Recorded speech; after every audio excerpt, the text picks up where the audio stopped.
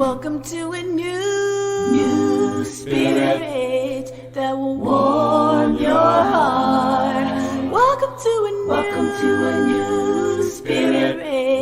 Every day's a brand new start. Where encouraging words can heal your soul and dreams will be renewed. Welcome to a new spirit, a new spirit in you.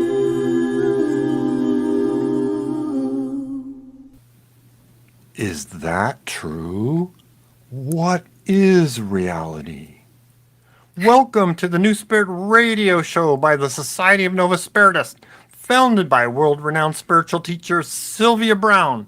Today's date should be May 10th of 2023. It's Mother Day's coming. Coming to you live from California, both NorCal and SoCal, are your hosts, Reverend Tom Bigley and Reverend Catherine Taylor. I almost said it. I know. Playing audio segments we call Messages from Spirit. Why? Answering the ultimate question, why are we here and what is our purpose? Ooh. So, these segments are recorded trance sessions from Francine, Sylvia's spirit guide. So for new people, Sylvia was a full trance medium, which means Sylvia contracted to let her and Francine's essences exchange places in Sylvia's body. And we think of our bodies being similar to a car. One driver gets out and another driver gets in. And this allowed Francine to share spiritual knowledge with us directly from the other side. On occasion, another master teacher and healer, a guide named Rahim, would exchange with Sylvia and present us with spiritual information as well. Francine and Rahim shared directly from sources like the Akashic Records, Mother and Father God, our spirit guides, Christ, and many others. And meanwhile, during trance, Sylvia would sit on a nice bench in a rose garden on the other side. And here are our hosts, Reverend Catherine Taylor. Guess what? I haven't updated my notes here. And Reverend Tom Bigley. How's it going? Are you good? Did you stamp your forehead? I'm now a minister. I know, it feels really great. Cool. It feels really great. I'm so excited. I've wanted to be a Novus minister since I was, I don't know, I knew probably like 20 years ago when I was in high school and whatnot. So wow. Yeah. All right. I'm so excited. Deal. Yeah. It feels really good. For those of you wondering why we're congratulating her is, a couple Sundays ago, 1 or 2 Sundays ago,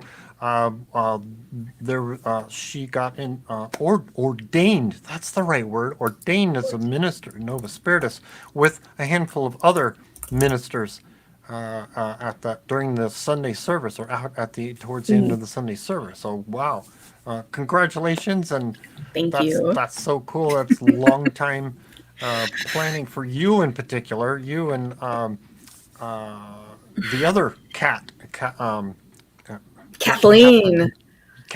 Yeah. The two of you have been a long time to get to this point for you, and hey, glad that worked out, and here you are. Fun. Yeah, super excited. And I know that I know we've seen like messages and comments come up from time to time of like when is going to be the next minister training session. So we will keep you updated and keep you posted and make sure to communicate. So just, if you do ever get interested in that, please, please shoot us a comment, shoot us an email, just that we know, and we can keep a list going, a contact list for whenever it looks like we've got enough people for a class again. So cool. So let's see, we'll figure out who wants to get all those emails at some point. Yes. So fun. Yes. Looks like we are doing well here. Sorry, I'm a little distracted making sure because I got stuff telling me things are going on in different places. So I'm trying to make sure we're moving forward here. All right, be that way. The Yeah.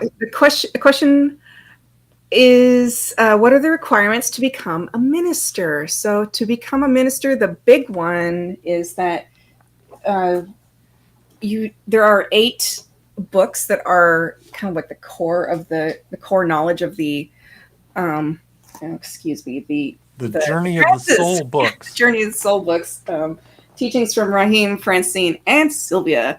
And oh my goodness gracious, what has happened here? So they look like this. There are 8 of them, and I have, like, you can see I've tabulated mine, but there's like take home quizzes, and you fill out the quiz as you go. It took me I want to say it took me about 6 months of just like reading and filling in things as I found answers to questions.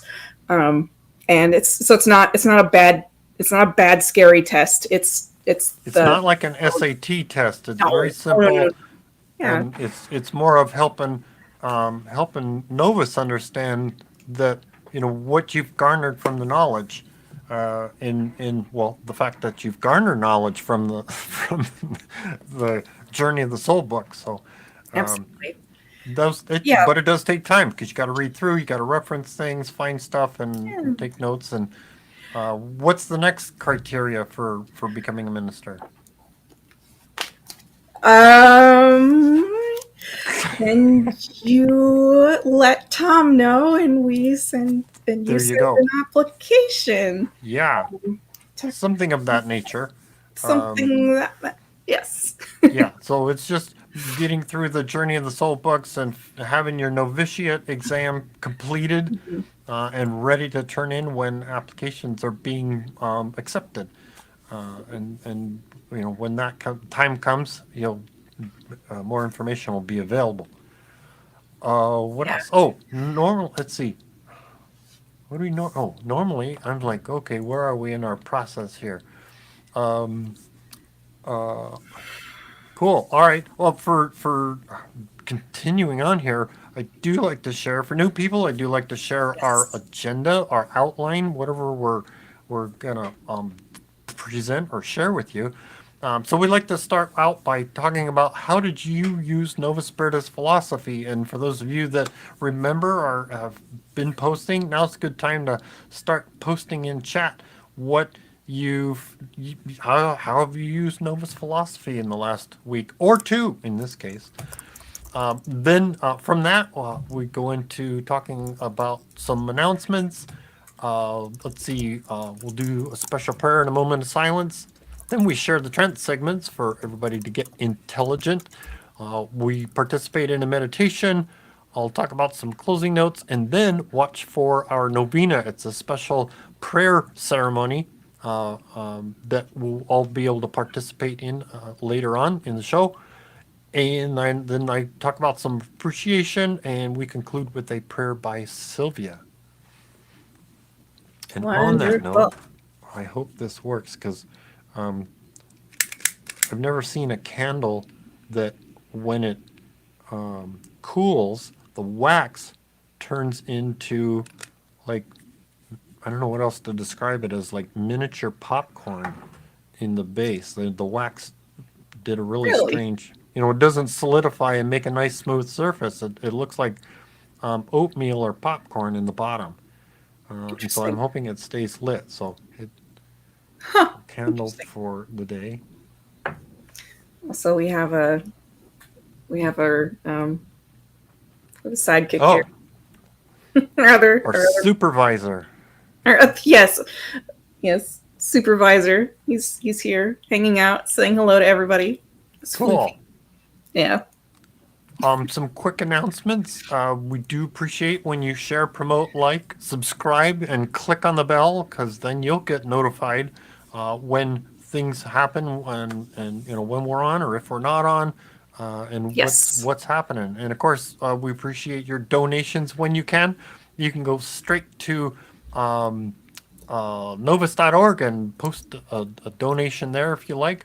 And I'll talk a little bit later what other things you could do as well if you'd like to donate, which helps us keep this up and going.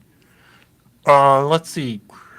Oh, Chris Dufresne has a Mother's Day special for 3 questions. So go to his website, chrisrightnow.com, and check out the special that's being offered with the up and coming Mother's Day. And I'm going to put Kat on the spot again. Can you give us an update on the what you're learning for the subscription and our archive system for people to listen in? Where I'm not asking for, I'm just asking where you're at with things. What have you discovered? Okay, so we are going to be looking at Patreon. And so if anyone who's never heard of Patreon, Patreon is a website platform where you can it's like a, oh goodness, basically it gives us control to be able to set a fee for access to certain content. And so we're going to be thinking of because we need to find a way to make a little bit of money, not charge like an exorbitant fee or anything crazy like that, but like we've been talking about like saying like, okay, so like this past year's worth of recent content, like making that be a subscription, or if you want like the entire archives open, charging a little bit extra for that, and then if someone is in a place where they want to donate a whole heck of a lot, then we'll have something for that too, like $100 if you wanted to be very, very generous. But we're starting the process of thinking of what are things that you would be interested in, and again, it's not to it's to help support Novus. And because we have projects that we do want to do to provide more. Yeah, right. To provide more, and being able to provide this information, provide all this for your benefit, and that helps, in return helps Novus. Plus, the other thing, once you find, because a lot of our older archives are just audio. And when we kind of iron out what that's going to be, how that's going to be presented, I want to, how do you say, create a segment or a space for study group material. We've got a ton of study group material as well. That's so true.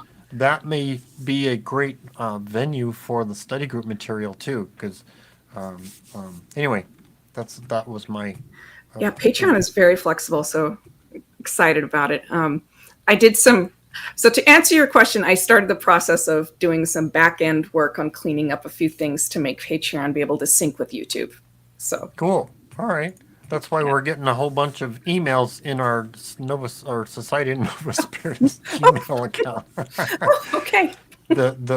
I take it you used that email to log in to Patreon? Yes, I did. And good. And then I made a subtle change as well to YouTube. So if you look at the handle, which is it says at the Society of Novus Spiritus. Yeah. And before it had like a bunch of numbers at the end, and so I changed that, and so just forevermore, got rid of tried to get it. I got rid of the numbers, and it has the Society of Novus Spiritus as our name here on YouTube. So fun. Just if anyone is wondering if something changed, that was a little change. Okay. Just to make it. Well, that's our handle. It doesn't. I don't think that changes the URL for us. No. No. It just changes our handle when you use the hashtag and things like that. Well, that's good to know. All right. Let's see. That's some helpful update. Keep on your calendars too. August 9th, there's going to be no show. That's like the farthest that I've ever been able to, how do you say, schedule things out. But that's an upcoming family event. So I just want to put that out there, and I'll keep reminding once in a while. Where else do we got that? We did that. Oh, so let's have some fun sharing. How did you use Novus philosophy in the last week or two? Do you want to go first? Do you want to point at me? Do you want to do rock, scissors, paper, or have people been posting? People have been posting. I will go ahead and share first. Why not? All right. So I decided that I wanted to work on this idea that Raheem was talking about last month, which was to notice when the clock is at threes. So 3, 6, 9, 12, 3, 6, 9, 12, 3, 6, 9, 12, and to have, and he said, like, just to make like even just like a nominal prayer, just a nominal, just notice it. And so what I decided to do is I used the app on my iPhone to use the reminder app. Oh goodness, can't hardly see this, but Yeah. I all of these, Oops. all of these are just so I just have like little pop-ups, and if I notice my phone has a pop-up right at that time, I'll take a look, and I already have like a little prayer written out already. Oh, cute. And how fun. Yeah, so for instance, the one that popped up most recently was at 6 p.m. here on the Pacific coast. It says, Asna, please help me wash my day. So wash it away. Nice. Just wash it away. So as I move into the evening. 3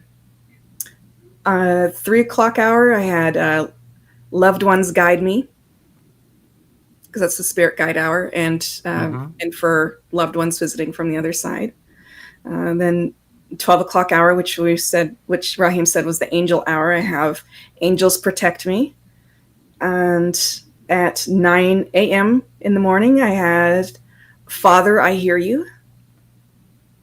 And then at 6 a.m. in the morning, because sometimes I'm awake at that hour, I have Asna be with me. So I'm thinking. So I was like, I scheduled the little mini prayers to be like start of the day, end of the day, start of the day, end of the day.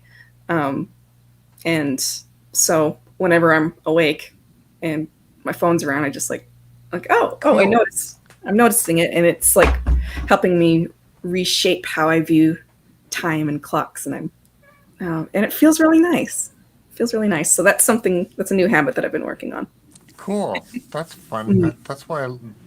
That's how technology helps us versus Yes. Instead of being a pain, yes. being a hamper. I mean, there's more concern from what I hear from psychologists of how our technology is like drawing us away from us. It's drawing our attention away, and we're spending our attention not in here, but out there. Looking our attention's being drawn away from us more and more. And anyway, that's a fun, cool. That was nice.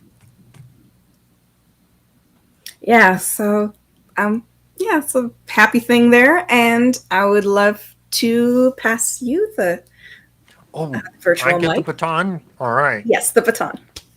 What did you use of Novus philosophy over the last couple of weeks? So let's see. Email. Somebody sent in an email, and I think this is like a brief synopsis of it. So they were asking which show Raheem talked about hearing the negative growl. They heard the negative growl on the left side of their head. They had the experience, and what was heard is that their dog, who was on their lap, heard it also, which I thought that's unusual. And they were no, I thought that's interesting because that's yes, something that was discussed. And you know what? No, at the top of my head right now, I'm trying to remember what that represented. So I may ask for. Well, I'm asking for your help if you remember the notes on that. But before I would answer that, they were also watching Ghost Adventures, the show, which is very demonic, and that's my point. Why I'm bringing this up. It's very, in my opinion, also is, they're not doing nice things to ghosts. They're not being nice people, and so that's the kind of thing I prefer not to watch that show because of what they are doing. They're harassing, they're making noise, and they're trying to make they're doing something for themselves, and so it's like I'm surprised I don't know, I'm surprised and not surprised that that show is kind of popular, but I disagree with how they're dealing with the ghosts and what they're doing. They're harassing them more than they are helping. So the, my point is, the other part of the point is, I wouldn't watch the show because if you're that's what you're thinking about, that's what you're seeing. Guess what? Seems like you could be asking for it to be around you is negativity. So we want to surround ourselves with positive thoughts and energy and so on. Let's see. Yeah. So anyway, that was my main point. Was that that particular show is not nice, and I personally don't like watching it because of it. What I thought I recalled what the growl was about, but now I'm like, oh, I can't remember. Do you recall what the growl was about?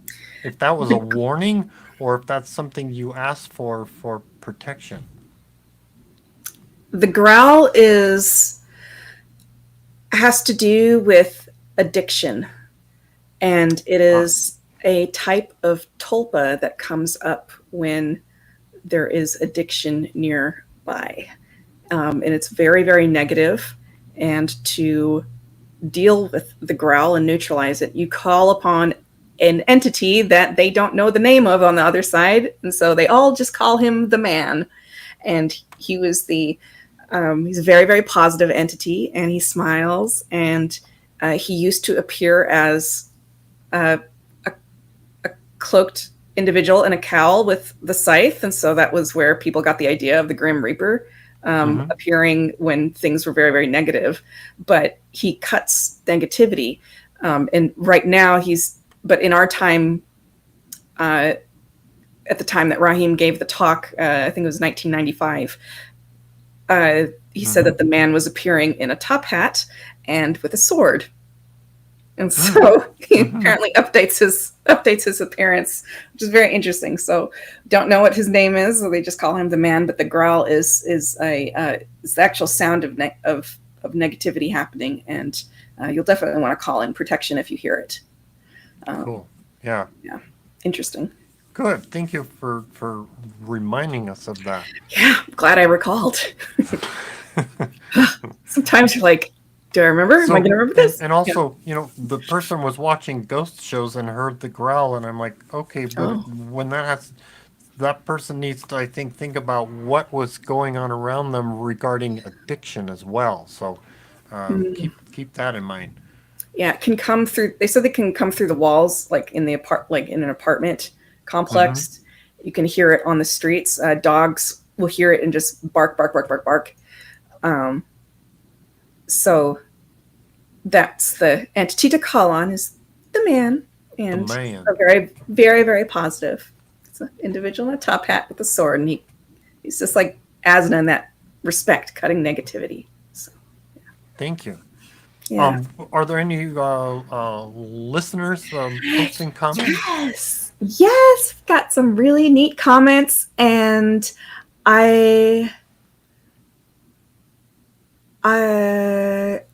let's see here. Thank you everyone for your super sweet comments and congratulations. Thank you very, very much.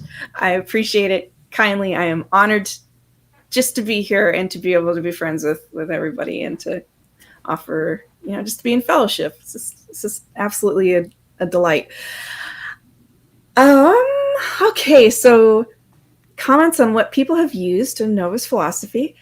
George says, I've been talking to my council, my gatekeeper, and Asna to help heal my wound on my leg. And good news, it's getting better and smaller. Thanks, Tom and Kat, for this wonderful work. That's fabulous. I'm so happy to hear that. And we'll keep you in our prayers for continued healing for your leg. Miss LJ says, oh, popcorn sounds good. Shucks. Thanks, Reverend Tom. Now I'm craving popcorn. It's better than a musical earworm, huh? Oh, yeah, it's true. True. Um, George also says, having all the content since day one of the radio show, I would pay for that $10. Okay. Yeah, yeah, Well, nothing crazy. Yeah, we don't we'll want to charge anything we'll crazy. put you on the second tier of membership. Yeah. Sorry, I just saw something moving in the corner and I realized it was the other cat reaching his hand underneath the door. That's so funny. I was like, what's going on over there? Okay. Um, uh, M shares, I have been relearning not to hate the person, but it's okay to dislike the situation or event that they put me in, and to forgive the person and overcome the situation. Yeah, forgiveness is a process. And it's okay if there's certain people that you can't forgive. Francine did talk about that, but I wish you healing, whatever that looks like on your journey. Um, And to that point of, I'm just thinking of clarity on that. It's yes, if you've something you can't forgive, do what you can to give that to God. So it's a sense of forgiveness. Um, it's so that you're not burdened with the hate and the anger and the vengeance for that person. It's you're saying, okay, God, put it up in an energy ball and give that to God and say, okay, you deal with that. um, Feedback comment: is Patreon going to be through Google Pay? I hope not. I went to join with Chris, but after reading the terms and conditions associated with Google Pay, I will not agree to them. Thank you. We will look into that and see if we can see Avoid if there that. can be avoid that. We'll see if we can set up a variety of options to help. We'll put a quarter slot in the screen so you Yes, can plunk yes. quarters into. There you go. Thomas shares, my prayer for my son to get help with his autism went through. He is getting special help at an academy that helps with his brain. That's fabulous. That's fabulous. I'm so happy that he's able to get some assistance. Excellent.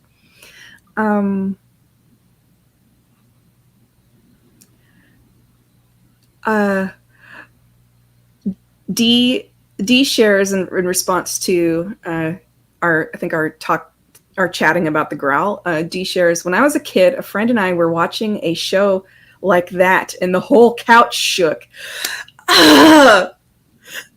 What? Oh man, that is so creepy. Yeah, well, that's you're. It seems like you're calling. It could be an appearance that you're calling that energy, and so. Yeah, that happens. I've heard Francine talk about Francine or Raheem talk about how why do people see these crazy demonic things out of nowhere? They seem to appear out of nowhere. Well, that's because that's what will scare that person, that particular person. It might not scare the next person, but it scares that particular person.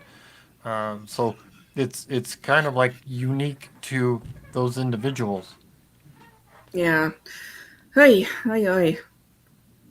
Wild stuff. All right.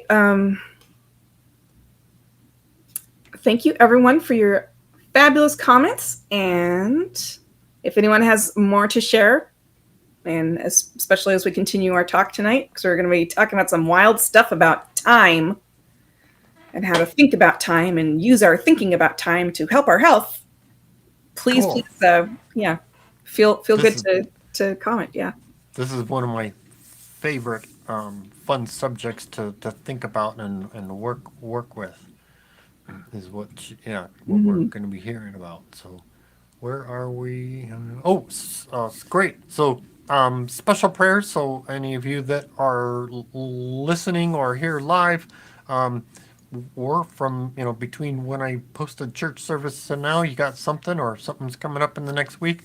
That's great. This is the time we're putting out that energy. We're all going to participate together and do a moment of silence and ask for and visualize the the outcome that you're looking for. And, again, reminder, be specific. Don't ask for the money to fix something. Ask that something be fixed or help to getting that thing fixed. And so let's take a moment of silence and we'll put all that energy out and ask for the Mother God and the archetypes and archangels and even our guides to get out and say, we're looking, here's what we need some help on. So, moment of silence.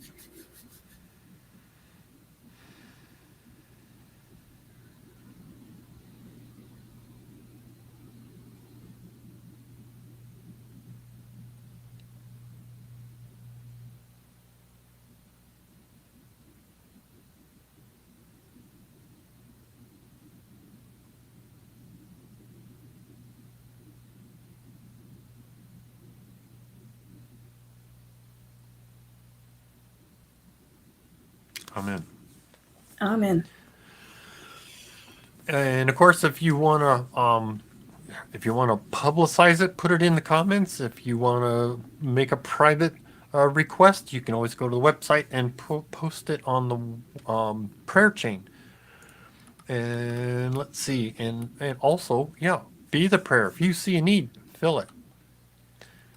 That seems to be good. We're good with that.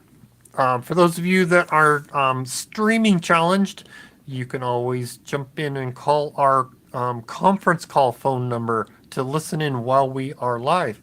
And that number is 888-534-2696. So if you happen to be driving while we're live, this is a little safer venue to listen in while we're live here.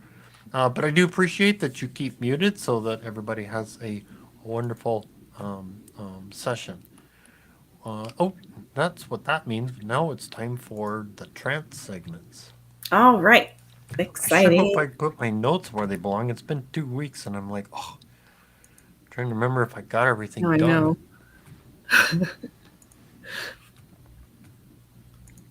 Okay, so we're continuing to talk about time with Francine. And so she's, so for our first segment, we've got don't talk to guides in noisy areas. They're poor ears. Think of yourself as in infinity and time has passed you over. Close your eyes and say, for these 5 minutes, I've slept 8 hours. The body is the easiest thing to fool, so fool it in a positive way. And you should instead say, you're too old to be sick, instead of you're too young to be sick. You're too old for that. Yeah. Don't be sick. All right. Take notes. Here we go. Here we go. And we have very high hearing. And I think that has an ability, too, that you must address the fact that if you want to talk to your guides, don't go to a noisy place. It's not that we don't stand there, but if we could, or if there was a possibility, because we click off our sound, that we would be standing there with earmuffs on. And I think that was why it was always so beneficial to go to church or to chapels or any place in which you found a quiet peace, because it's easier for us to communicate. We stand with you, we help you, but we don't like to hear. Now, in putting yourself, and I would do it as a real reality, because the dimensions of time are very hard to understand. Our time is continuum and it is infinity. Your time is still lateral, but it cuts off. Even though it's a circle, ours is a much more infinity circle. In other words, you can't find the end of our record on my side. So what you do is you start thinking of yourself on an infinity record. You start thinking of yourself as being in a hole that has dropped out. Now, a black hole, you say, I don't like the term black or void. No. You're just going to make it a light hole, but make it so that time has passed you by. Time has passed over you. You will find, and only the process of watch year after year go by, is that you will benefit by this. You will not be time-bound by the age-old ideas that when you get older you cannot move, or when you get older you become more ill, or when you get older your veins will clog. Because if you've literally convinced your mind that time is not your enemy, that you are timeless, and just because you're in a body does not mean that time can touch you. In really believing that and activating upon it, you will find that you are less ill, less tired. There is a really known mechanism of meditation in which you can close your eyes for at least 5 minutes and literally say to yourself when you're, let's say on a real heavy schedule, and say to yourself, for these 5 minutes that I've relaxed every part of my body, I want to tell my mind that in a timeless state, I not only need the sleep, but if you want to put in another codicil to say, I've slept 8 hours.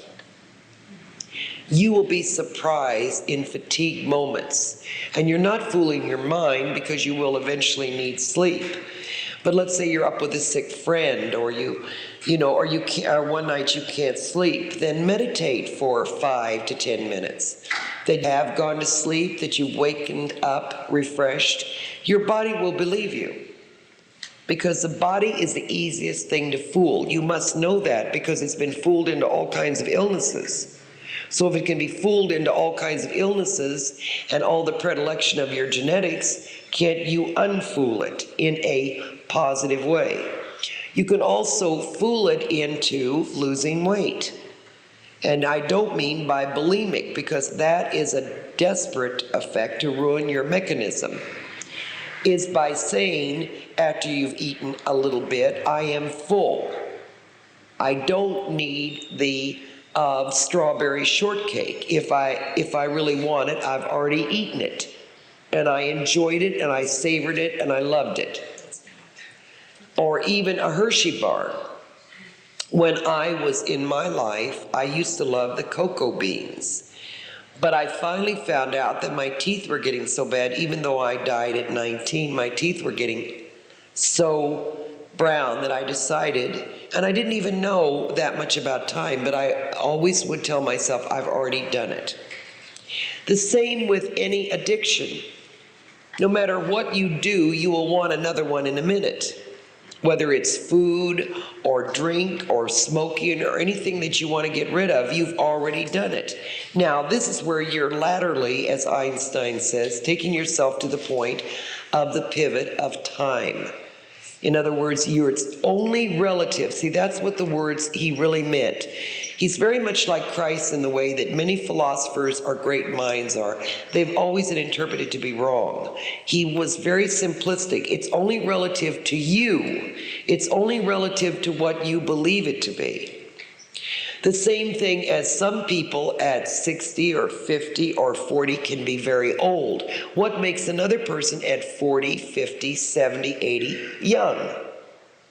You can say genetics, but you also must say that it's because the person has not realized, or they haven't conditioned themselves to believe that they are that age. And the happiest people that you see are up, moving around at any age in which you might think is elderly, which is not, until they drop over. And that's because they have no, not that they don't care about their bodies, because we all know that's very important, but they haven't put too much stock in the time their body has been here. So when people start talking about how elderly, how old, how senile, how inactive they are, the same as using, on the other side of the coin, to use the phrase, well, I'm too young to know. That's another bad one, because then you make yourself stupid all your life. And people have gotten by with that. We use the term, they're too old to understand, they're too young to understand. What happens to the middle ones? There's no excuse for them, I guess. So the relativity of your time, because as sure as anything, unless you die, you will get old. That's more sure than taxes.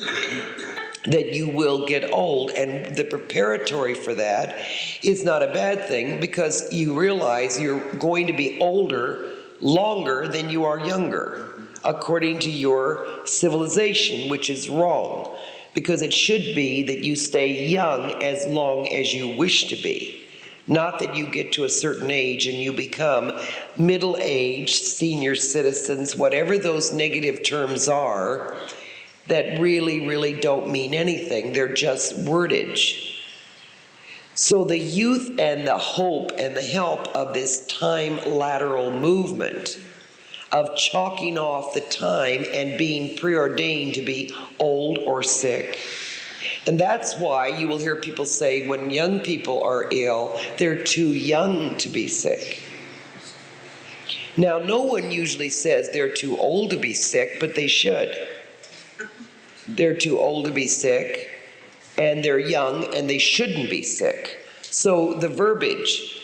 So staying young, bright, and intelligent, because you see, with the state of becoming stupid, young, elderly, doting, you have now programmed your brain that now you can have Alzheimer's, you can be senile, you can be forgetful, because that's a preordained cultural and sociological programming. So going along with Einstein's theory of time, going into the now, you really are in the now. You're in our now. And that's why I say to you, I had to train so hard, because to look at you, and most of you that are going to live to be very old, to me, you will be over here in a few weeks. And I was upbraided by Sylvia some 25 years ago, because a woman had come in to see me in this setting. And she was asking me about her husband that had just passed. And I said to the woman, "It's all right, you will be here in a few days." And the woman had 30 years, and I had not gotten, and the woman was absolutely beside herself. She was going to write out her will. And I will tell you, Sylvia really took me to task on that one, because I frightened the woman so bad. But to me, 30 years was like a few days. So I had to condition myself to know that your time was different than mine.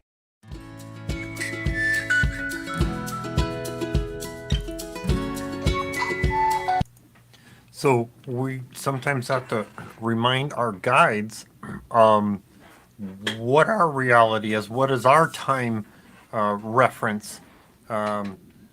Knowing what Francine had to learn early on working with Sylvia in her life, knowing that there's a couple occasions where both Raheem and Francine have talked about how they've accidentally mentioned something that was a reference to their perspective of time versus ours, and startled people a little bit. Yeah.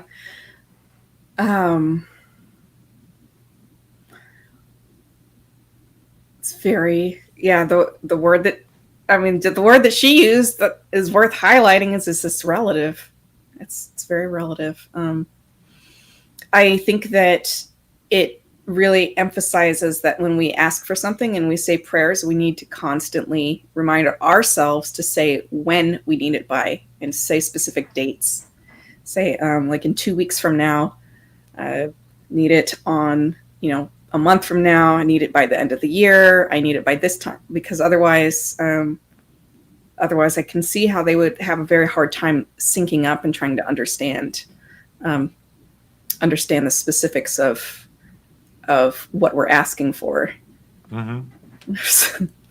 When I think in those terms of like visualizing, if I've got an illness or an ache or something I need to recuperate from, and I think of visualizing out what would normally be like if it's a term of like 2 or 3 weeks or something, I say, no, let's visualize bringing that end of the timeline closer so that things happen sooner. But then maybe get clarification with your guide to say, okay, do you need to remind them, specify. I'm I guess well, I guess I don't want to wait. I'll see about verifying that, the way I'm visualizing, is it representing a time adjustment of things that, hey, it's sooner. But yeah, I guess somewhere in the visualization, visualize the time. Give them a time, give them a time frame, give them a month or date or something like that to go towards. Uh, um, so yeah. Um, we've got a question that just popped up, and YouTube says, "Hi, can you explain why we should say you're too old for that?" Okay, so it's in contrast to saying to somebody, like, "Oh, you're too." If I were to say, "You're," like, to a hypothetical child that I don't have, like, "Oh, you're too young to have, like, to have cancer." Okay, you're too young to have cancer, because I see that one get popped up on Twitter. So like, oh, this person's too young for this. They're too young for this.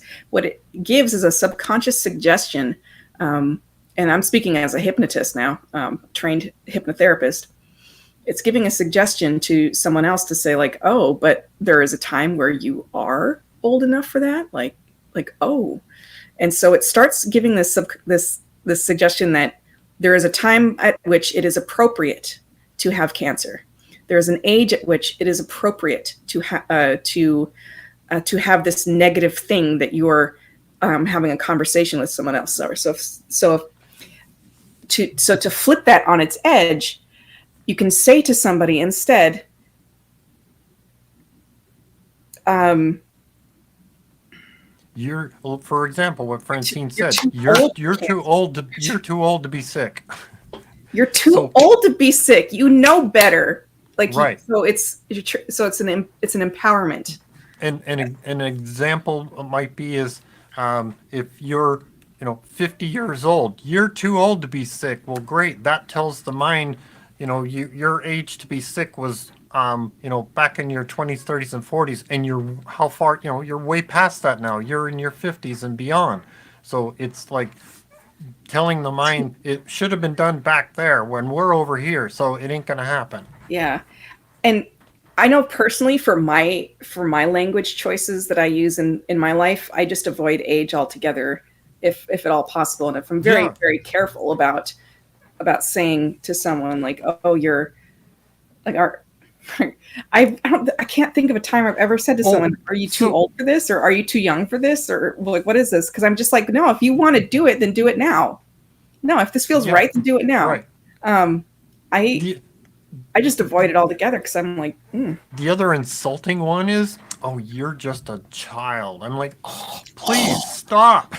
That is so insulting. What? Do you remember how insulting that was to hear when you yourself were a child? Like when you were 10 years old and people like would just brush you off, like, you're too young to understand this. You're too.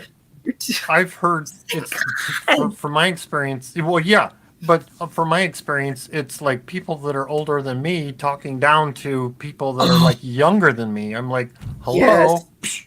Bruh.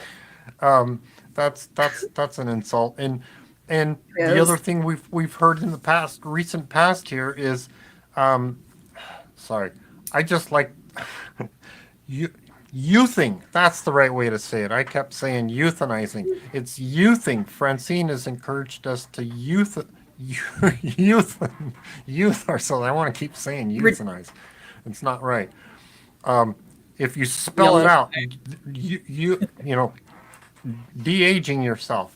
So de-aging. Telling your mind, hey, I'm up to like 20 years younger than my physical body actually is represented on paper. You can tell your mind that and say, live that way. Keep your mind that way. In the other fun thing too, reading and Journey of the Soul books. What is our age on the other side? We're 30 years old. So bring that forward into your conscious mind of, hey, I'm 30 years old in a natural spiritual state. That's what you can, what's the right word? Imprint on your physical body. See, that's what, that's where I am. and help in that sense. Even when you're younger, you want to ask to. Well, I don't know if when you're younger, I'm not sure the implications of saying, "Hey, I'm older," but from an emotional state, in a maturity state, if someone's insulted you, it's like, "Hey, I'm 30 years old. I should, if you've had enough life experiences, it's a reminder of, hey, I started at 30 years old as far as spirituality goes." That's very true. Yeah, the only markers that I keep in my mind about age, or that I try to, are I know that the brain goes through a process of myelination, so brain cells and nerve cells, in order to fire quickly, they put down this sheath, this coating that allows it to like go quick. So an adolescent brain doesn't have as much myelin on its like logical side, whereas the emotional side, that's why adolescents are so like have such big emotions, because those emotion circuits fire super fast in comparison to the logic circuits. So neurologically, we've been told that like science has figured out that people will age at different times, and so it's and so myelin can lay down at different times. But there's no reason why, even with that, I don't tell myself, saying, because I noticed that change when it happened. I was like, oh, my logic is catching up. My logic is catching up, even though internally we're all 30 years old, and I would tell myself, like, I am 30 years old, but I am also aware that my emotion is firing very fast right now at the age of 24. That's okay. And so that's kind of like where I that's kind of like the balance. I kind of engaged it. Yeah. But we're all 30, and try to respect all people, all ages, for their experience. Right. And yeah, interesting stuff. Fun question. Fun comment. Yeah. Just gonna click over to Facebook, see if we've got comments.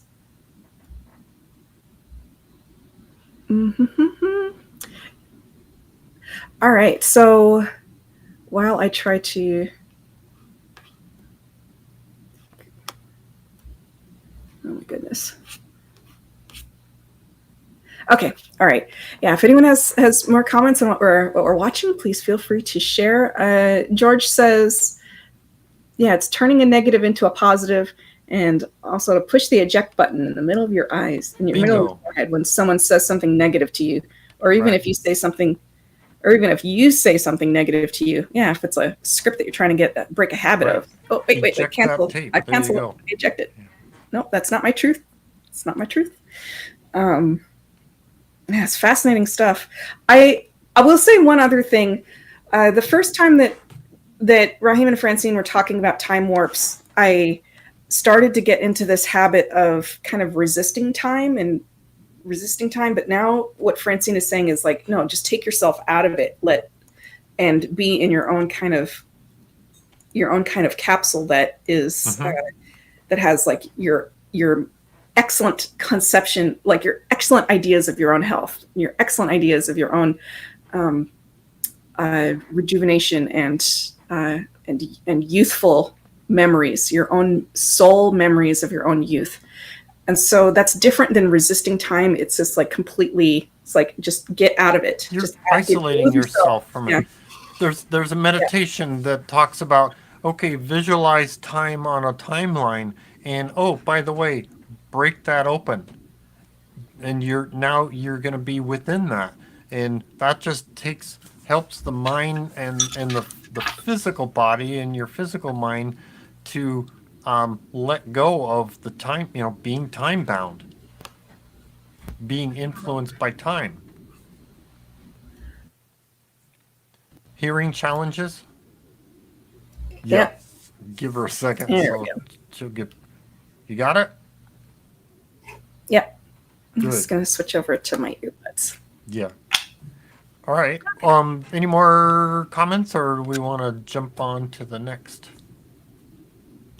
Yeah, Old School says, my grandma was visited by her sister who had recently passed, and Aunt Maisie told her she'd see her soon. Grandma passed about a year after that visit. Oh, Wow. Okay. wow. Oh, visitations are amazing. It's an amazing story. Thank you for sharing. What's our next segment about? Okay, our next segment. Methusaleh in the Bible was a lie because they counted by seasons, not years. Man should live to 120 years, but we don't really want to live that long. Using doctors to check on your programming. And Francine on Mr. Right. Or Miss Right. All right, here we go. Take notes. What I want to do is lend my timeline to yours so that you're not so ill, that you're not afraid of living or dying, so that you really know that your now is now, and that when you get over, your now is forever. It really is now. You really have dropped out of the ultimate of society when you came on Earth. You sort of went into your own black hole by coming on Earth. But you went into a strange one because you went into one that is time, where mine is heaven, if you wish to call it, the other side, the bliss, whatever name you wish to. You are now going into a cone that has no time. And if, as much as I can convince you of doing that, and even saying, as I race through my life, and most of us in life race through it, I say, I will get younger. Will not get older, I will get younger. You say, oh, but that's so silly. No, it's only silly if you buy into what your culture says about time. Because as far as that's concerned, how do you know there's a wall there? Except that you could see it, or I tell you that effect is there. You do not have a wall there. There is no wall there. Isn't that amazing to know? There is no chair under me. It's only what you constructed to be. Now, I know that might really, really raise your mind to what in the world is she talking about? But it's only because we create in your world what you think it to be, and thereby it exists. But none of this exists in the real world. None of these buildings, that fan that goes around, this microphone, no. And we don't even see you a lot in your bodies unless we blink you in. We see you in soul form. That's why we can understand what's going on with you so much. If we just saw your physiological body, we probably wouldn't know. It's a shield against the world that you're in. Are there any questions so far? Yes.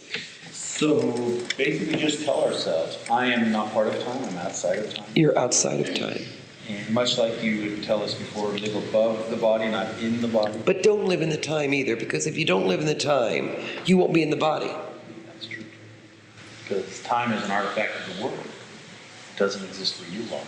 It doesn't exist in any real world. See, you are the faux world. You are the false world. But it had to be created like a dollhouse is created by the creator for you to go about your little gardening and your little work and your little... But think of yourself as it is in like a dollhouse with the little gardens and the little highways and the little trains and all that. But it's not a real world. Well, I think in our audience we have an example of this. Well, I forget your name, sweetheart. Oh, Lita. Lita. Lita, you're 74.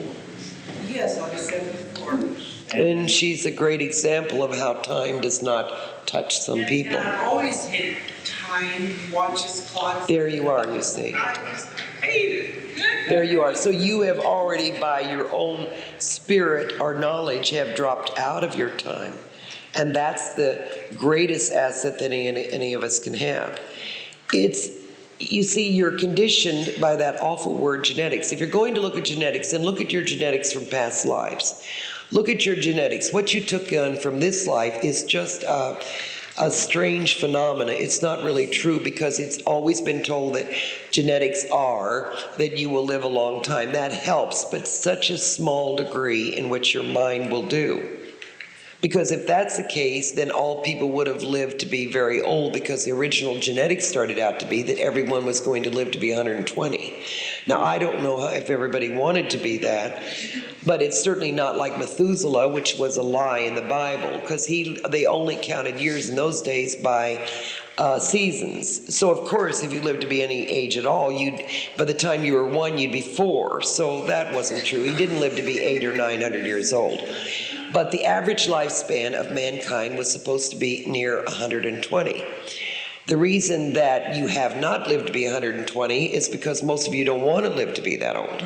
But aside from that, you were supposed to be in really great health till then. But you see, what happened was culture got in, and medicine got in, doctors got in, and a lot of other things got in. That was big business. And so it conditioned you to believe, and insurance claims until just a few years ago only bet on the fact that you'd live to be 65. That's how far it went. Now it's gone up to 74, so they're betting on you to be 74. But your lifespan should be even longer than that, especially if you can consider the fact that you can live in good health. Even if you're sitting there and you have cancer or you have heart trouble, it's not denying it, but you can reroute absolutely your veins. And doesn't mean you don't go to the doctor, but you can deny that you have plaque, that you could ask that you get a Roto-Rooter job, and go back and check the doctors. Don't just do it on faith, but prove to yourself, because as Sylvia said, God almost also made doctors, but don't be victims of whether it's the legal system or the medical system or the CPA system or any system. You can test it for yourself. You don't have to be old, you don't have to be young and sick, you don't have to be middle-aged and sick.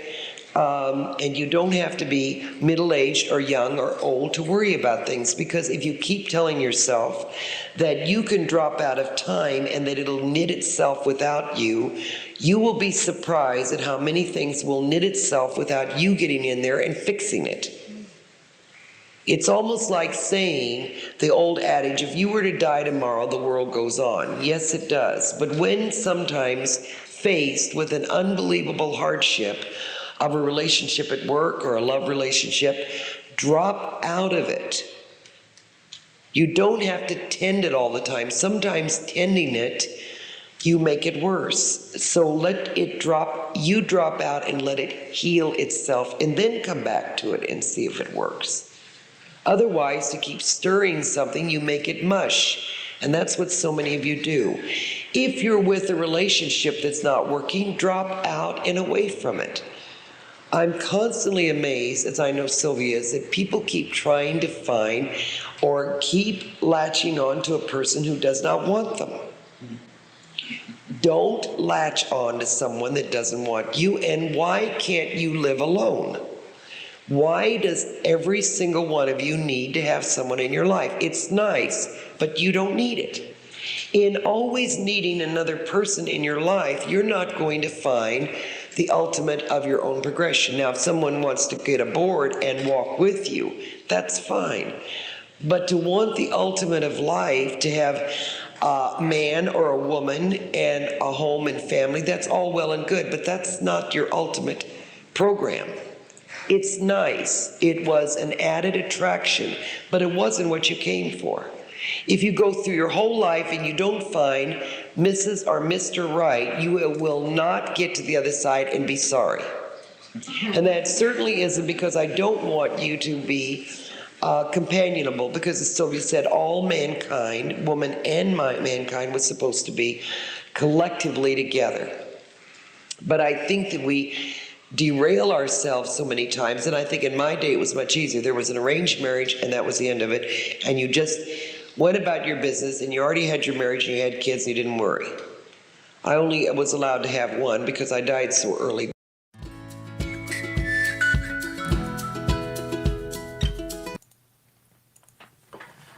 Which makes for arranged marriages, it sounds like,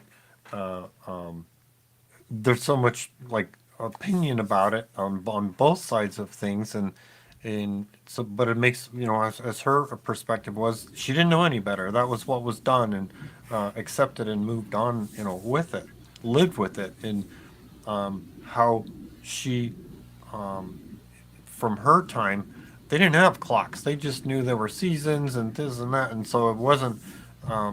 They weren't as time bound as we are with having to be somewhere at a certain time. Yeah, our time boundness and all the schedule requirements that we have that we juggle. It's stress. It's a lot of anxiety. Another interesting, I don't want to say observation, opinion on. I recall Francine talking about how what's more stressful, our life here or somebody in, say, Sudan that's having challenges with starvation and the challenges with, I think, what is it? One of the countries is having just got wiped out with floods, and um, um, but a primitive life where they're starving or hungry versus what we're doing, and it was interesting. I recall her saying about that life is not stressful because it's yes the way I understand it is yes the hunger is a challenge to deal with, but it's it doesn't have the stresses that we have, the anxiety, the worry, concern. We got to do, the time bound and appointments and so on that keep us under a constant stress. Whew, boy. And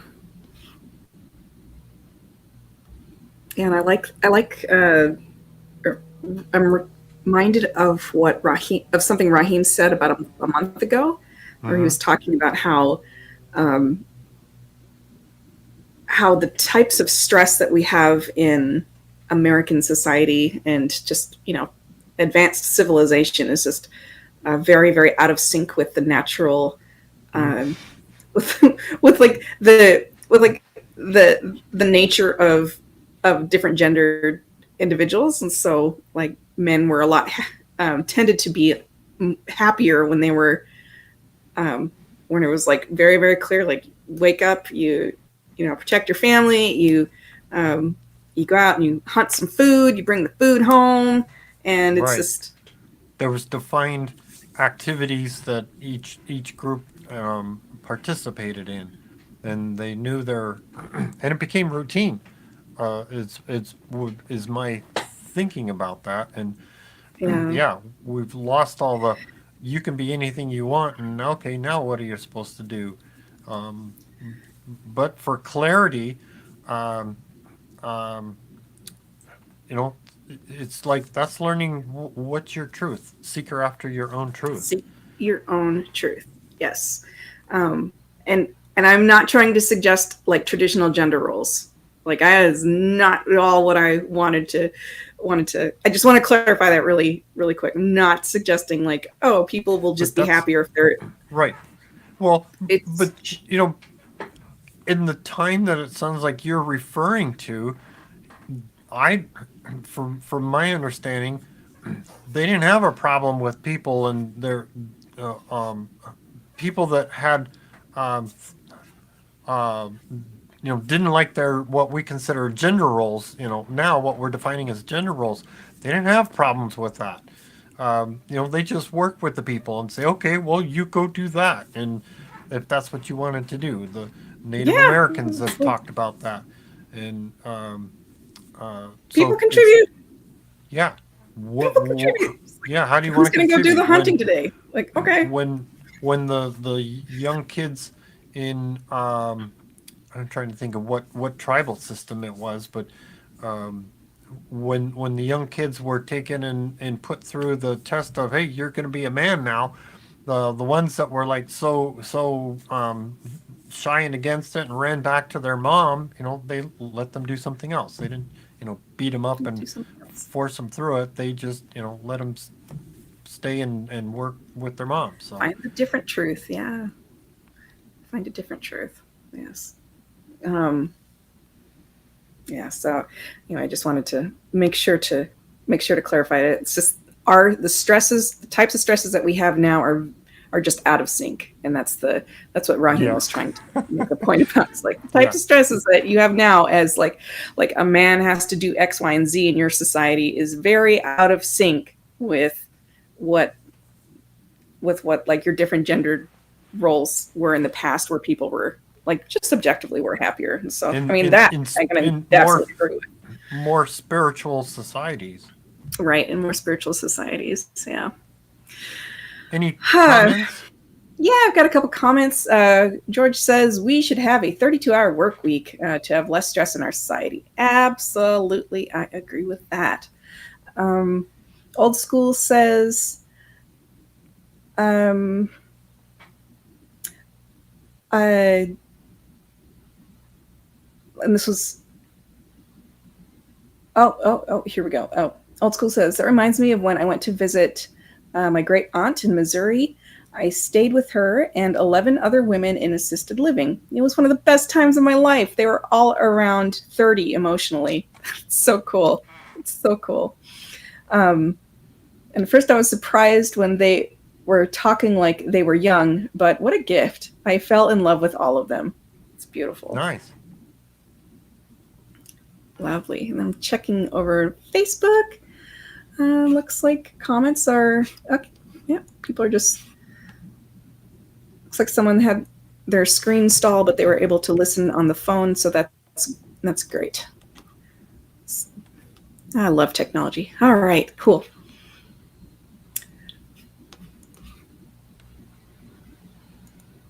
I will say one other thing. I really like the idea that Francine had there of using doctors to check in on your programming. So she said, so in the past she has said, when you notice that there's an issue, observe it, note it, and then go to a doctor that you trust. If you need to get a second opinion, go get a second opinion, and then do the steps that that the doctor and you agree on, and then go home and do your programming. And you do your programming as well as the steps that that you had come up with the doctor.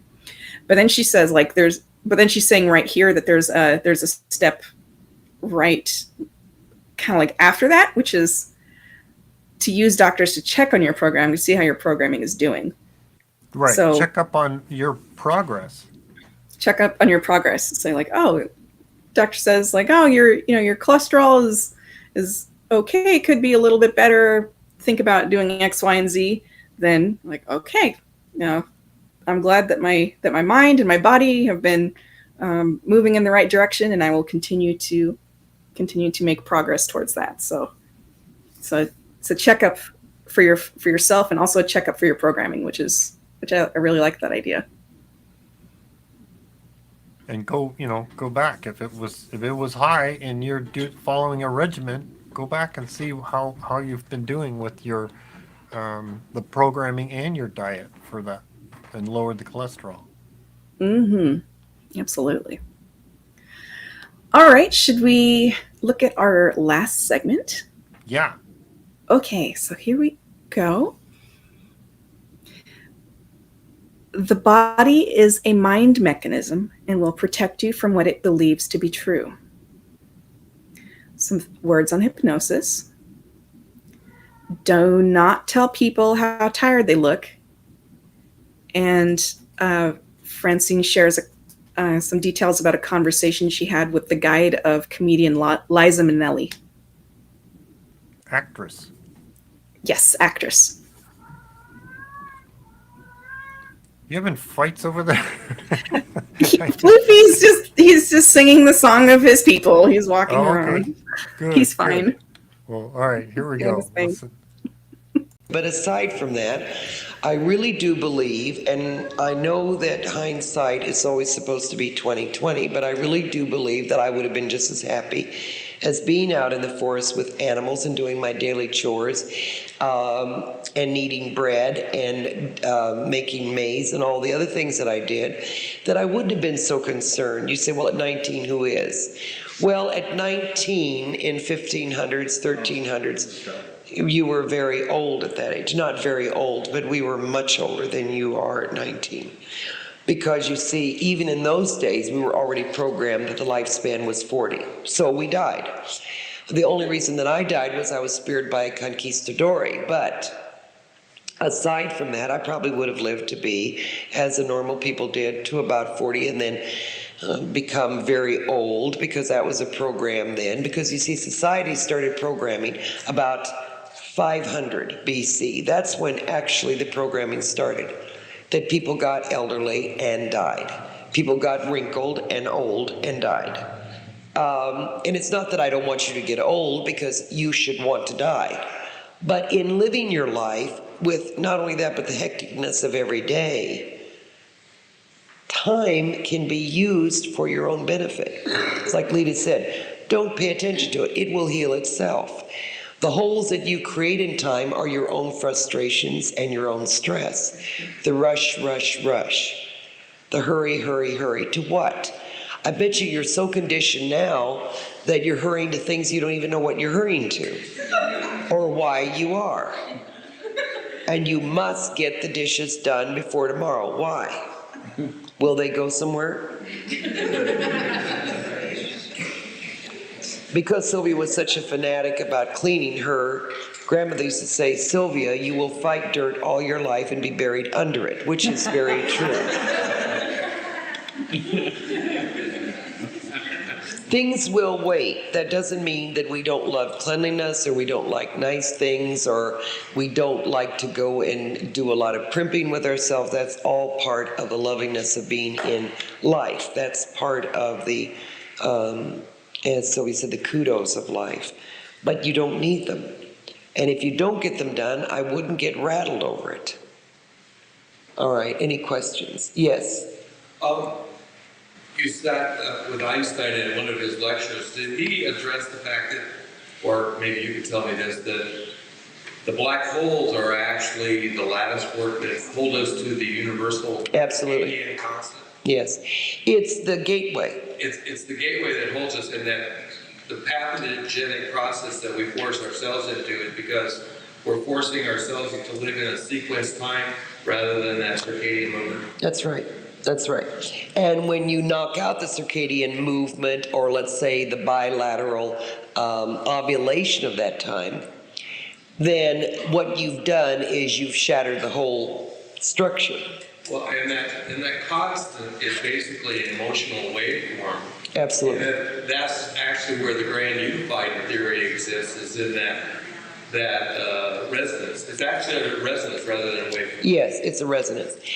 If we know for a fact that anyone in this room, whether you think you're suggestible or not, given someone who is very good in hypnosis, could put you under and put a ice cube on your shoulder and tell you that it was a poker, you would raise a blister. There is no doubt about that. It's an absolute proven fact. Don't you see, if that is possible, what can't you take to the ultimate, like he says, of the resonance? In other words, condition that it is hot, look at what your skin does. It resonates to that, the whole resonance. Telling you that a person who's under hypnosis, that you're on an iceberg, and watch them literally get very cold, taken to an ultimate. That's why hypnosis has to be so careful. You actually could see a person eventually develop frostbite, because the person would literally draw the circulation from their feet, because they would know that they were so cold, and to protect the rest of the circulation of the body, would then begin to circulate without the feet. Because you must realize that the body is a mind mechanism. Don't ever forget that. It's a mind mechanism. And in this mind mechanism, it will protect you from what it believes to be truth. And that's why programming is so very, very definite. That's why it is so cruel to constantly walk up to someone and tell them, whether you think it or not, to tell them how tired they look, how pale they look, how worn out they look, how exhausted they look, because now you've imprinted a negative that they've got to work long, hard hours to remove. Rather than that, and it's not, and people say, but that's truthful. No, it happens to be your truth. It doesn't happen to be anyone else's. I was talking to a guide the other day who is the guide of Liza Minnelli. Everyone has begun to tell her that she looks so ill. She's lost weight. They even published it in some magazine that she was very ill. She was on a diet. She looks a little bit haggard. The guide is absolutely frantic because now she's in a state of believing that possibly she has something desperately wrong with her, because they publicize it all over the place how sick she is. She's not. Not at this moment. She may eventually get sick if this implant keeps up. But it's very cruel because people think they're doing a nice thing by telling someone how tired or drained or sick or old or feeble or whatever they may be. You constantly hear other people say to people who are older, don't pick that up, you're too old for that. If the person believes they can pick it up, they have no more, in consequence, a chance of throwing their back out than someone that's 30. In fact, probably less. And that doesn't mean I want all of you mature individuals to be going out and pulling things over your head, because anyone who doesn't have exercise shouldn't be moving things anyway. But it's amazing because of the helping, let me give you your hand because you can't get up because you're old. But I see a lot of you younger ones stumbling around with bad backs. So that doesn't hold it. Yes. The Einstein concept of time, like you described, is really published and cool. As you go faster and faster and faster. I don't know whether it's published or not. I've read it. But as time does slow down for people as they accelerate toward the speed of light. And theoretically, if you reach the speed of light, time is zero. Zero. And it occurred to me, having heard and read about a lot of death experiences, people always have the same experience. They are flying down. And then they go, yes. They are rushing. Because they go to the now. Well, the concept is to get to the now, which is time zero. That means you basically accelerate to the speed of light. That's right. And you have, it's very much like Roger is saying, is that you go across the dimensions of time. You're breaking the time barrier. Yes, you're literally breaking the time barrier. Now, if you can do that in your etheric substance, because it's containing the same mind, you're taking the same mind with you, why can't you do that before you die? Why can't you do that in your life? If you can propel yourself, because it's the same mechanism, you're going with you. Can't you do that now? Can't you go to the pivot of the now? Yes, you can, yes. So basically then, the idea of going beyond the speed of light is actually a mind trick, and beyond the speed of light is standing still. Exactly. So in reality, it's our ability to get beyond numerical sequencing, forget about it. That's right. And there you are. That's right. Sure.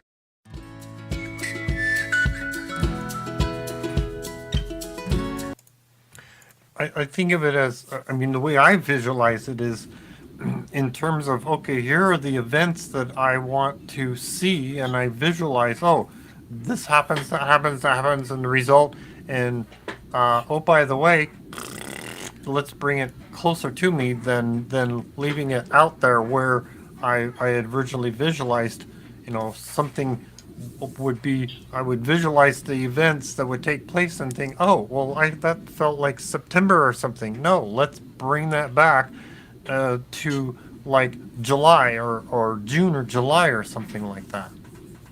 Yeah. Honestly, I am going to want to re-listen towards the last part of this last segment again, to what Roger was saying, and just to make sure that I was, because he talks really fast and says a whole lot in a very short amount of time, and so it's always interesting when Francine's like, yes, that, yes, that, yes, that, yes, that. I'm like, oh, but he's talking a lot faster, so I need to go back and re-listen to it to see what's happening. And Floofy, come here, man. All right. Talking about youthing yourself. In Francine was saying that older people shouldn't be going out and without exercise, going out and strenuating themselves. I actually tried that years ago. How'd that go? Okay, I'm really gonna do this. There was a what was it? We were out looking at doing a what's called brokers tour, and agents line up open houses just for brokers and agents to go see. And there was a group of us in a car, and a truck had was in our exit in our way, blocking, and so three of us got out and started pushing the truck out of the way, and pushing it out and pushing it down the road a bit to get it out of the way. And I was like, okay, let's go. I'm really gonna call in the energy and see what I can do to push. And I was like really overexerting myself, thinking, oh, I'm gonna be able to do this. And well, we got it to a spot to pull over that was safe, and the next week I was ill. Oh no! I had like just expended myself all in that 10 minutes of trying to push that truck. I was like, oh, we're gonna do this. We're gonna be superhuman and push. And okay, I'm done. And I was done for a week.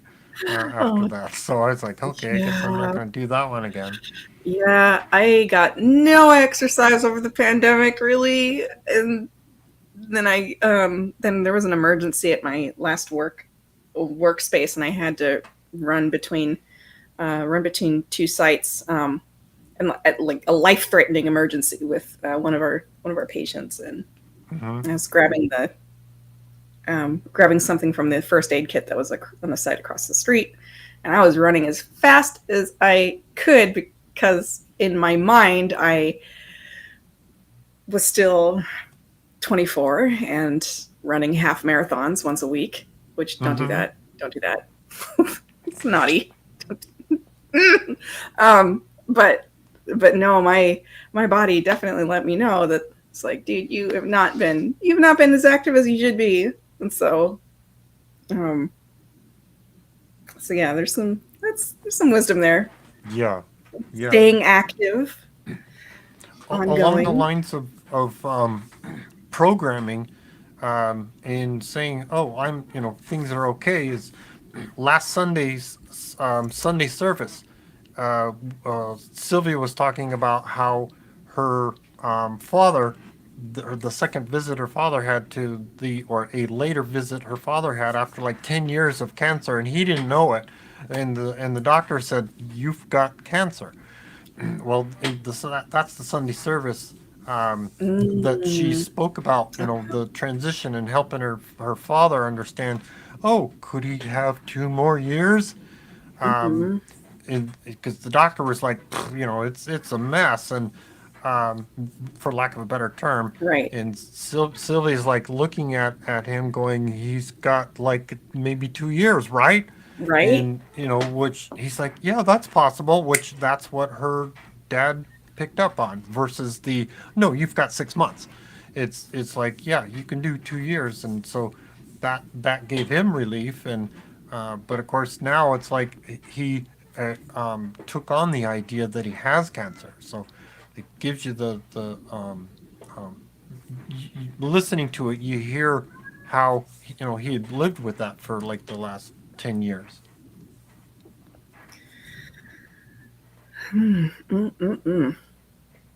Also,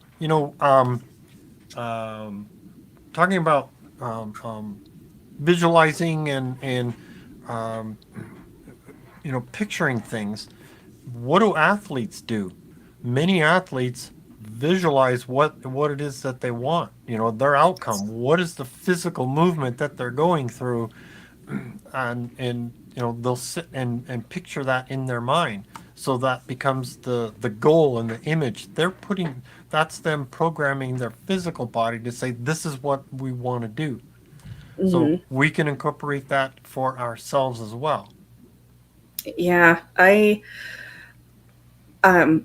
actually done studies like people's performance actually improves if they see themselves performing well. And Right. like if they do meditation before a performance, people's performance actually statistically does improve, which is incredible. And there is instant validation right there, scientific evidence right there that this does make a difference. Plus, look where athletes have come over the years. Look at ice skating 50 years ago. What did the Olympic competition look like 50 years ago? Ice skating. Now look at what they're doing. The different athletics and gymnastics, the same kind of thing. People are visualizing more and realizing, oh, this can be done. Oh, I can.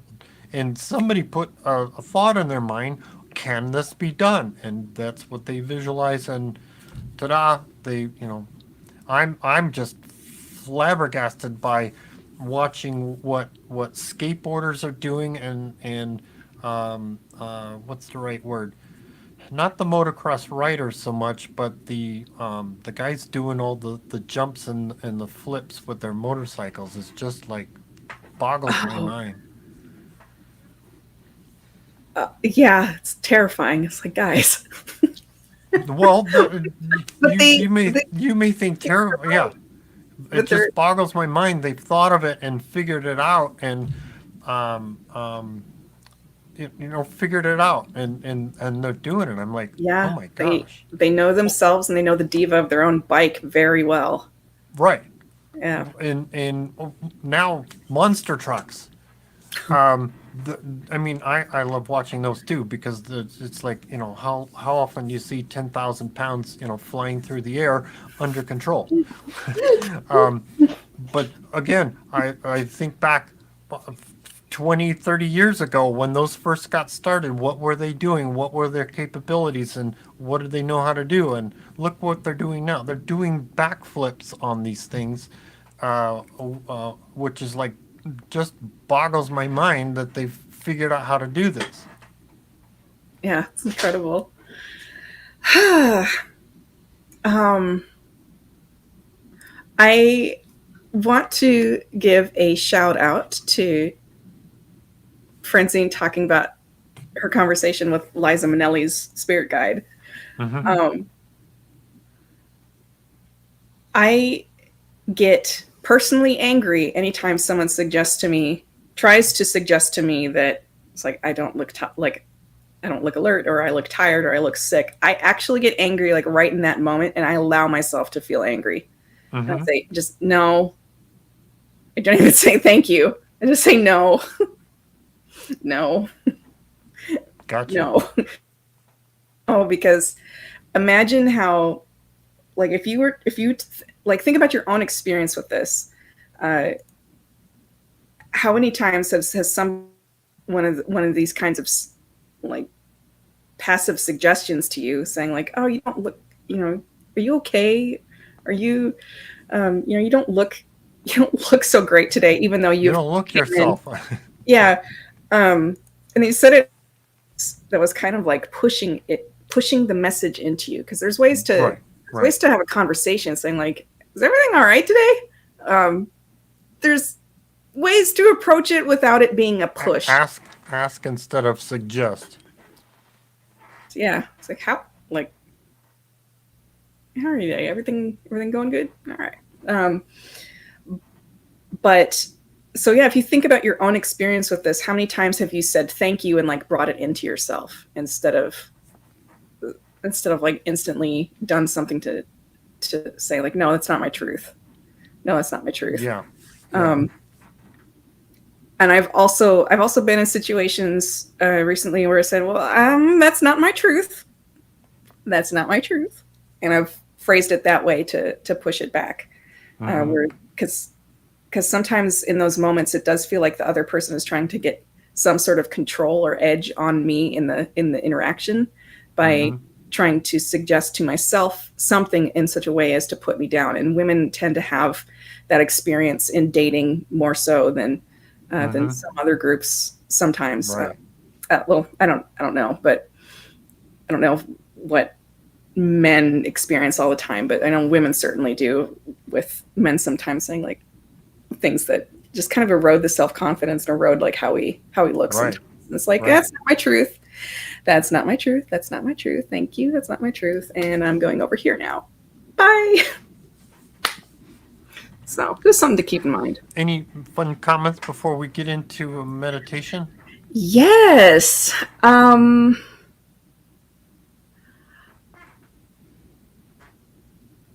Old School says, from something that we were talking about a bit ago, that's so true, Tom. I'm in the mountains off grid, and honestly, it was much more peaceful before the internet. I've started turning off my phone throughout the day. Fantastic.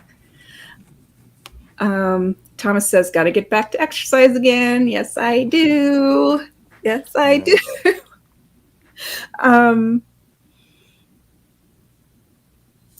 A couple other people are agreeing that that's something maybe we could all be being mindful about. Remember, just 10-minute walks. Those are Francine approved. 10-minute mindful walk of I am exercising in this 10 minutes.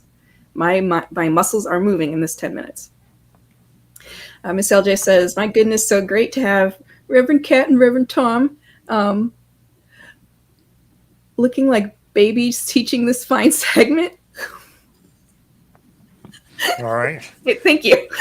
Guess. Oh man, I got another. Very useful. Yeah. You were very useful. Thank you.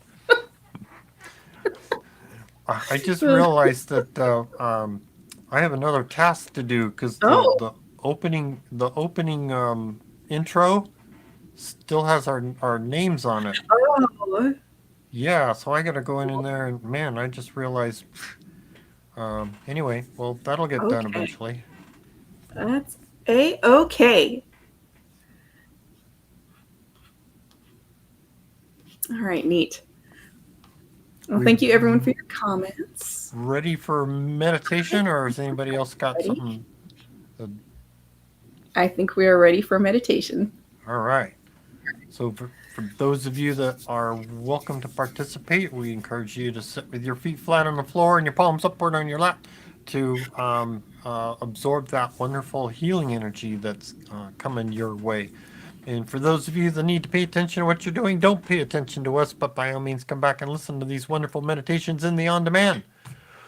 And for the rest of us, we're going to get some rejuvenation. And in the 2 minutes, we can say, hey, we had several hours of rest. All right, enjoy. Find a comfortable place to sit with your feet flat on the floor, or a comfortable place to lay if you need to, with your hands laying palms up on your lap. Now, to start relaxing your mind, body, and spirit, take 3 deep breaths and let go of any worries and concerns.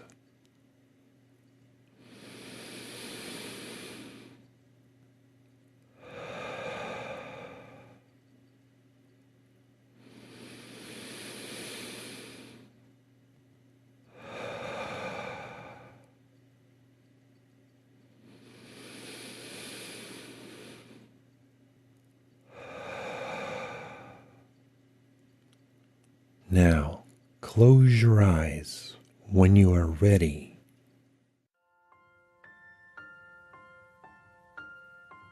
Rebirth. The figure of Jesus approaches, wrapping you in his arms, and the Mother God is here with her beautiful sword and shield. Of course, Father God is constantly and eternally present. You feel all the love of the Trinity pouring through you, lifting you and holding you warmly, close and protected. For a few moments you feel almost lost in the beauty of all this, as you are suffused with sparkling laser beams that hit your body and passing through cleanse it of any illness or deterioration. The miracle of your rebirth has started. You are now miraculously impervious to any dark force. Your depression lifts, and the iron mantle of distress dissolves into light. You will now function perfectly at work. As your thinking gets clearer, and as your aptitude increases. This is a tiny touch of what it is like to be on the other side. Take up the sword today of righteousness and truth. This will get you through the coming week and all your life thereafter. Within your heart spread light to everyone you have ever touched. Even those who have done you wrong. God knows how hard it is, but let's spread the word of what this world is really and truly about. Ask this in your Christ consciousness in the name of the Mother and Father God. And now, feel the energy coming up all through your body, your feet to head. Affirm. I will truly be a light in a lonely desert, enlightening many.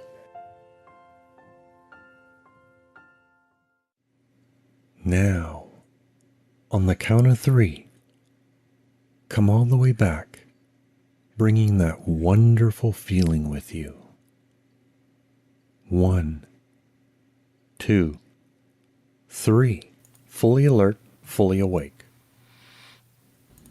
Find a comfortable place to sit. Oops, there we go. Quick on the draw. Oh dear. Hard to be quick on the draw, I imagine, after being in a meditation. Yeah. Like, to press the button. Yes. Being, alertness and it's like, okay, one of my favorite phrases from working years ago was the gentleman said something to the effect of, he says, you had a good vacation when you come back and can't remember how to work. Oh yeah. Yeah, so that was it's a good vacation. Trying to remember what button to push. Okay. In this time I got 8 hours of sleep and had a great vacation. Wonderful. What do we do next? We talk about meditation, and I talk about if you have any questions about what we shared, feel free to post in chat or email us questions to kat@novus.org, kat@novus.org, or tom@novus.org. And of course, we appreciate listeners, both live and on demand. Show your appreciation for New Spirit Radio by sharing, promoting, liking, checking out our website, novus.org, sylviabrowne.com, and chrisrightnow.com. Those of you are on Facebook, you're off the hook because everybody else needs to go check us out on Facebook. We have Society of Novus Spiritus, Sylvia Browne Group, and New Spirit Radio. And no, let's see, Facebook. No, we're all on the same spot. Society of Novus Spiritus, but Sylvia Browne Group does have their own Facebook page, and the New Spirit Radio doesn't work anymore.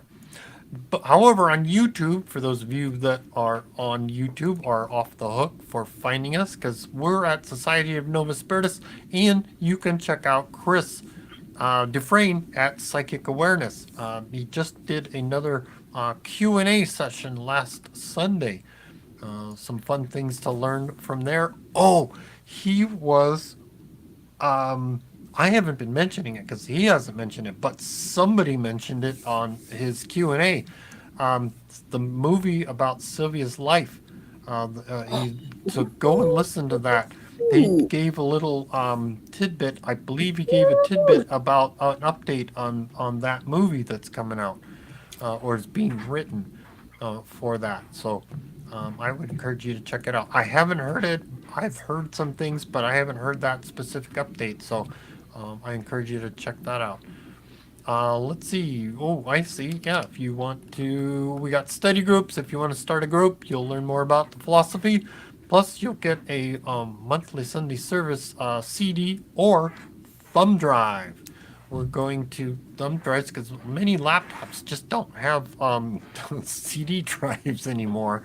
And we're trying to think of the next best thing plus the fact that those are all that material is available online through the website. So anyway, we talked about that. Church service, yes, I just recently posted a Sunday service on Facebook and YouTube, so check that out. It's a classic of Larry and Sylvia. And then if you'd like to participate in a special Zoom service or watch a live Sunday service in Las Vegas, get invited. Put your email in the website. You should get an invitation for that and find out when those take place. Now it's time for the novena that I told you about. It's our special prayer ceremony. And how that works for new people, we're all going to visualize ourselves holding hands together in a large room and making a big, huge circle. And we're going to say this phrase 3 times for 3 different sessions. And we're going to say it together. We're going to say it together. And so the phrase is, I am God. I am part of God. I am God. All things are possible because I am God. So we'll say that together 3 times. I'll lead. And afterwards, I'll let you know what you want to be thinking about or asking about. So we'll we're holding hands together. We're in a large room. Some may want to think that we're like big pearl beads hanging around Asna's neck as a necklace. All right, here we go. I am God. I am part of God. I am God. All things are possible because I am God. I am God. I am part of God. I am God. All things are possible because I am God. I am God. I am part of God. I am God. All things are possible because I am God. Now ask for things for yourself.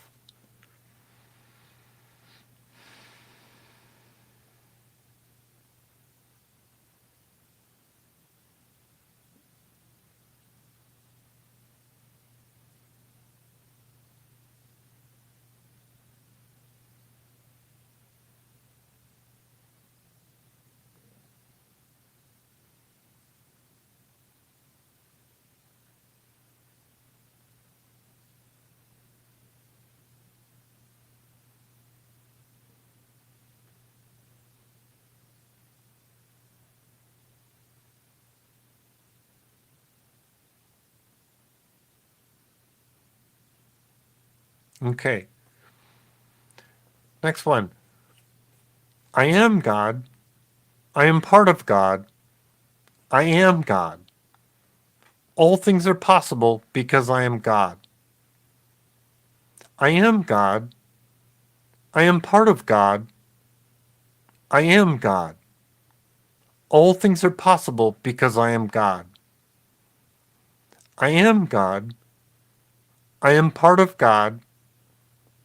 I am God. All things are possible because I am God. Now ask for things for others.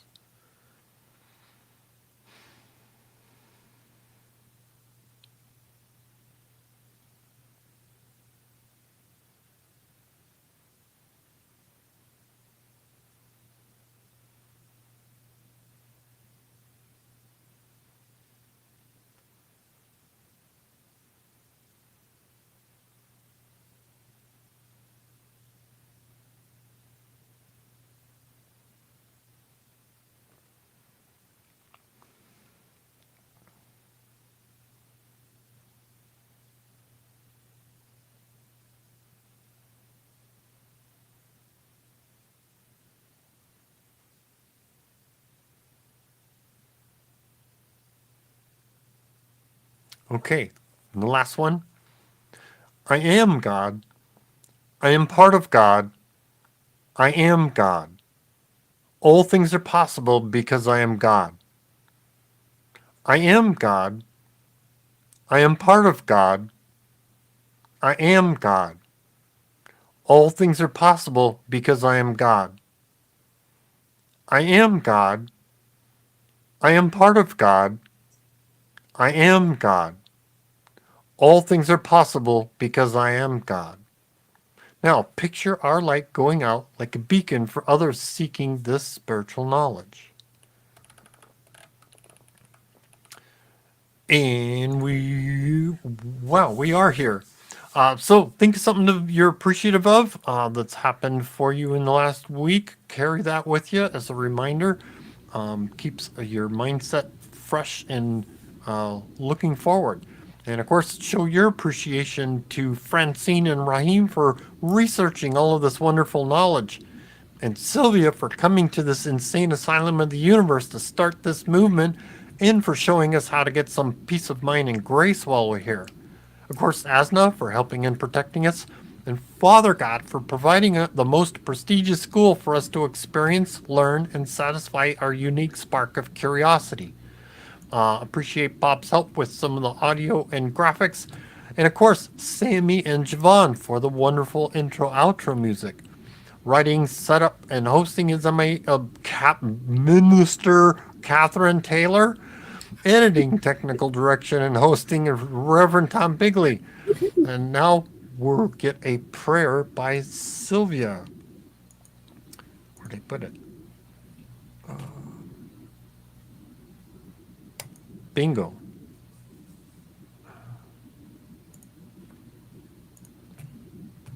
Well, I gotta play it first. There we go. That works. Oh, darn it. I love buttons. Yeah. Well, yeah. It's also remembering, I have to select this and select that and make sure. Oh, okay. Got in the right order. Sometimes they're not showing up but that's another story. All right. Healing Prayer of Novus Spiritus. Dear Mother and Father God, we are all gathered here to love you and to receive your blessing and healing energies. We ask that you send your everlasting energy to heal all who are in need today, using the healing force that you, as our omnipotent parents, can provide. Send us all the power and force of your energy and love to heal us all, to sustain us in our everyday lives so that we can continue to experience for you. Help us to remain examples of your love and guide us back to you if ever we go astray from our chosen paths. Loving Mother and Father, help all of our spirit guides to channel your energy and the energy of the archetypes that surround this gathering in your name, so that the energy sent is received fully and completely in each and every one of us. For those loved ones who are unable to gather with us today, we also ask that you send them your healing energy and love, so that any malady, whether it be mental or physical, be completely healed and eliminated. We ask for this in your name, Mother and Father, the name of God. Amen. Arem Shem Beth Sadal Sacravilium Ahad. The translation of this that we use in our services is, Blessed be this Queen on high that is sacred to all who come to her.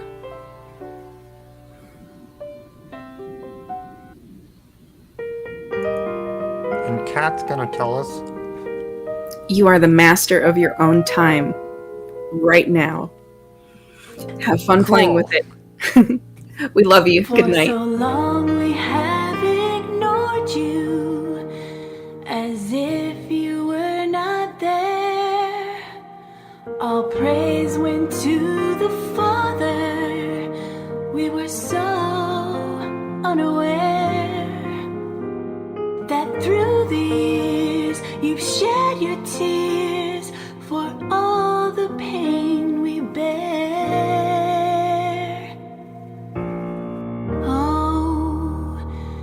Asna, how we love you. Place no one above you. Always thinking of you. Bless your name. You are Mother God. You've planted every blade the stars. And when I'm feeling down and out, you mend my broken heart. So now I sing this song of thanks because of who you are. Oh, Asna, how we love you. Place no one above you. Always thinking of you. Bless your name. You are Mother God.